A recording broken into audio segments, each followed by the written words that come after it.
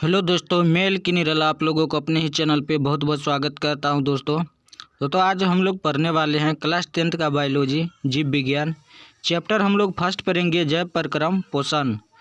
दोस्तों आज का टॉपिक होने वाला है यकृत, जिसको इंग्लिश में लीवर कहते हैं। और दूसरा हम लोग पढ़ेंगे अग्नाशय के बारे में। तो चलिए हम लोग सबसे पहले जान लेते हैं यकृत के बारे में, जिसको इंग्लिश में लीवर कहते हैं।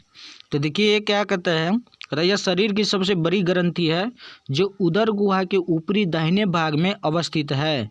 देखिए ये जो है उदर गुहा ये हो गया, और इसके यहाँ पर देख रहे हैं कि ये जो है यही है हम लोगों का लीवर, जो कि शरीर का सबसे बड़ा अंग है ना, सबसे बड़ी ग्रंथि है। उदर गुहा के दाहिने में ये लीवर जो स्थित है, ये शरीर का सबसे बड़ी ग्रंथि है जो उदर गुहा के ऊपरी दाहिने भाग में अवस्थित है। कहता है कि यह यकृत करीब 1.5 kg 1.5 kg का होता है। मतलब इसका जो वजन होता है यकृत का, लीवर का, वो 1.5 kg मतलब 1.5 kg का होता है। यकृत कोशिकाओं से पित्त का स्राव होता है। स्रावित पित्त का संचय पित्ताशय नामक एक छोटी थैली जैसी रचना में होता है। देखिए यकृत से क्या होता है कि पित्त रस का स्राव होता है, और इसका जो पित्त रस का स्राव जो होता है, तो इसके नीचे एक पित्त जैसे पित्ताशय एक थैली होता है, इसमें ये रस जमा होते रहता है। कहता है पित्ताशय में जैसी थैली रचना में होता है। यकृत नलिकाएं पित्ताशय से निकलने वाली नलिका के साथ जुड़कर एक मूल पित्तवाहिनी बनाती है। पित्त गाढ़ा एवं हरा रंग का क्षारीय द्रव है। तो देखिए इसमें जो पित्त जो बनता है, जैसा कि आप लोग यहाँ देख पा रहे हैं, ये जैसे कि ये पित्त का थैली हो गया जो यकृत के ठीक क्या होता है, ये पित्ताशय हो गया जो यकृत के ठीक नीचे होता है, और इसमें जो है लीवर द्वारा जो पित्त रस जो निकलता है तो इसी में जमा होता है, जिसको हम लोग बोलते हैं पित्ताशय।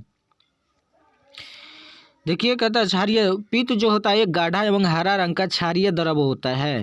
कहता है इसमें कोई एंजाइम नहीं होता है, पित्त में कोई तरह के एंजाइम नहीं होता है। चलिए हम लोग जान लेते हैं कि पित्त का हमारे शरीर में क्या काम होता है, हमारे लिए क्या काम होता है। तो देखिए पित्त के निम्नलिखित 2 कार्य हैं। पहला कि ये हो गया, देखिए पहले नंबर में पित्त का जो काम होता है, कहते हैं पित्त आमाशय से ग्रहणी में आए अम्लीय कायम की अम्लीयता को नष्ट कर उसे क्षारीय बना देता है, ताकि अग्नाशयी रस के एंजाइम इस पर क्रिया कर सके। दूसरा देखिए क्या है, कहता है अग्नाशय, पहला देखिए बी नंबर में क्या कहता है कि पित्त के लवणों की सहायता से भोजन के वसा का विखंडन तथा पायशीकरण होता है, ताकि वसा के तोड़ने वाले एंजाइम उस पर आसानी से क्रिया कर सके। तो ये 2 काम होता है हमारे पित्त का हमारे शरीर में। तो चलिए अगला हम लोग पढ़ने वाले हैं टॉपिक अग्नाशय के बारे में। तो देखिए अग्नाशय के बारे में कहता है अमाशय के ठीक नीचे तथा ग्रहणी को घेरे एक पीले रंग की ग्रंथि होती है जो अग्नाशय कहलाती है। तो अग्नाशय से निकलने वाली अग्नाशयी रस वाहिनी तथा मूल पित्तवाहिनी मिलकर एक छिद्र के द्वारा ग्रहणी में खुलती है। अग्नाशयी रस में ट्रिप्सिन, एमाइलेज, लाइपेज, न्यूक्लियेज नामक एंजाइम पाए जाते हैं। अग्नाशयी रस के एंजाइम भोजन के अवयवों पर कुछ इस प्रकार से क्रिया करते हैं। तो चलिए हम लोग जान लेते हैं कि देखिए यहाँ पे, चलिए इस फिगर में हम लोग समझते हैं।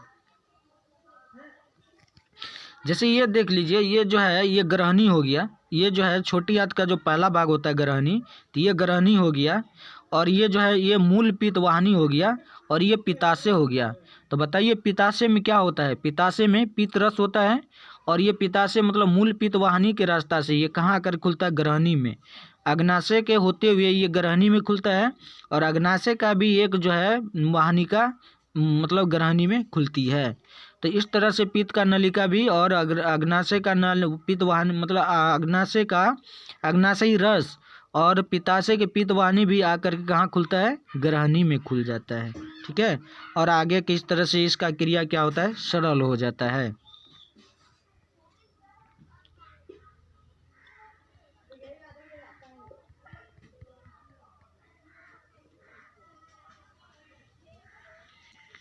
तो देखिए अग्नाशयी रस कुछ इस प्रकार से क्रिया करते हैं। जैसे क्या हो गया, देखिए जैसे ट्रिप्सिन प्लस प्रोटीन मिलकर ट्रिपोप्रोटीन बनाता है। फिर दूसरा एमाइलेस प्लस स्टार्च एवं ग्लाइकोजेन मिलकर के माल्टोस बनाते हैं। फिर लाइपेज प्लस अम्लीकृत वसा, ये मिलकर वसा प्लस अम्ल का ग्लिसरॉन, ये सब इस तरह से इसका ये अग्नाशय रस का क्रिया होता है हमारे शरीर में। तो ये था हम लोगों का यकृत और अग्नाशय, जो कि हमने इसमें समझने का प्रयास किए। यदि आप लोग को कुछ भी समझ में आया होगा, इसका अच्छा लगा होगा, तो हमारे चैनल को सब्सक्राइब कर लीजिए, ताकि इस तरह की वीडियो जब भी अपलोड करेंगे तो सबसे पहले आप लोगों के पास पहुंच जाएगा। वीडियो में बने रहने के लिए बहुत बहुत धन्यवाद। फिर मिलते हैं नेक्स्ट वीडियो में, तब तक के लिए जय हिंद।